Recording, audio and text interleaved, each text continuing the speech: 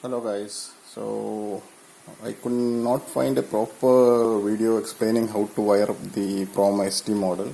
So I tried to explain how that is to be done.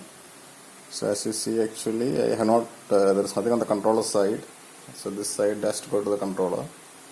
So that is yet to be connected. So first we are calibrating, we are testing the PROMA SD model. So as you see, actually I have a 24 volt SMPS power.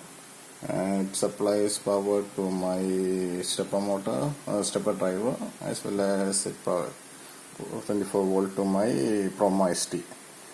Now from the outside, from the step out and dir out, I run two lines to my stepper motor, direction plus and pulse plus. And from the minus of pulse and minus of dir, I run a line back to my ground of the 24 volt supply. And for the motor, I have this for A plus B plus as usual to the stepper motor driver. Okay, so I switch it on. My power connection, I just switch it on so I can see the PROMA model getting activated. Now what I do, I press this two at the same time. I set it to test.